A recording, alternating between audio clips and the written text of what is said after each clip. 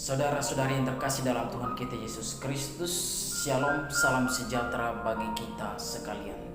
Kembali lagi bersama saya Frater Vanjos Pengelejaan dalam renungan edisi Sabtu tanggal 16 Oktober 2021. Bacaan-bacaan yang hendak kita renungkan bersama pada kesempatan ini. Bacaan pertama kita ambil dari surat Rasul Paulus kepada jemaat di Roma bab 4 ayat 13 sampai 16 dan dilanjutkan ayat 18, dan Injil Lukas bab 12 ayat 8 sampai 12. Saudara-saudari yang terkasih dalam Tuhan kita Yesus Kristus, beriman yang baik tentunya kita melihat berkaca dari dua tokoh ini, yakni Abraham dan Maria. Yang pertama, Abraham memiliki iman yang besar kepada Allah. Dalam bacaan pertama atau dalam surat Rasul Paulus kepada jemaat di Roma dikatakan bahwa bukan karena hukum Taurat Abraham dan keturunannya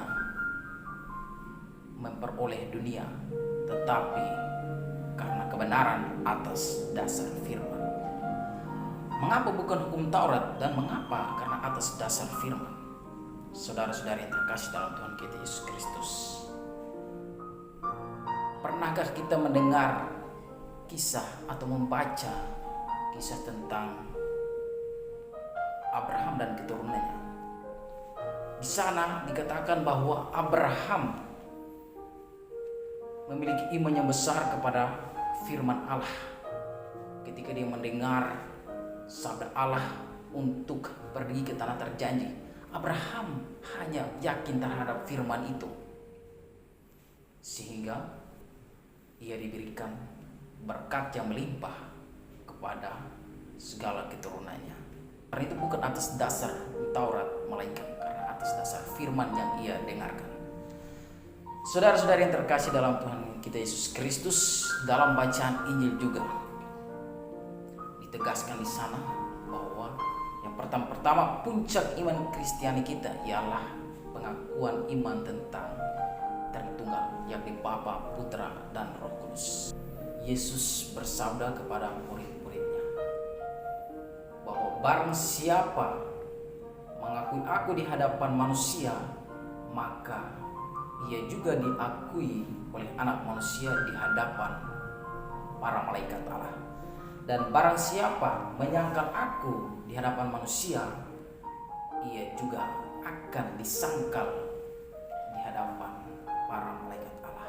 Tetapi barang siapa menghujat Roh Kudus, maka dia tidak akan memperoleh pengampunan. Saudara-saudari yang terkasih dalam Tuhan kita Yesus Kristus, Kristus begitu baik kepada kita sehingga meskipun kita tidak mengikuti perintahnya, meskipun kita tidak mengikuti ajaran Kristus, tetapi Kristus masih mau untuk mengampuni kita. Tetapi jangan sekali-sekali kita menghujat atau melawan Roh Kudus, sebab dosa menghujat atau melawan Roh Kudus sangat berat, bahkan tidak bisa diampuni, sebagaimana Yesus berkata kepada para murid dalam bacaan ini tadi. Saudari-saudari yang terkasih dalam Tuhan kita Yesus Kristus, yang kedua, beriman yang benar, yakni kita bisa teladani lewat Santa Maria. Mengapa Maria? Kita tahu bahwa Maria sendiri menerima kabar gembira dari malaikat Gabriel, dan kabar gembira itu adalah sebuah sabda dari Allah, dan sabda itu Maria menerima serta mengimani sabda itu. Maria sendiri percaya dan penuh yakin terhadap firman Allah itu, sehingga puncak dari iman Maria terhadap sabda itu ialah dengan ungkapan, "Aku ini hamba Tuhan, terjadilah padaku menurut perkataanmu."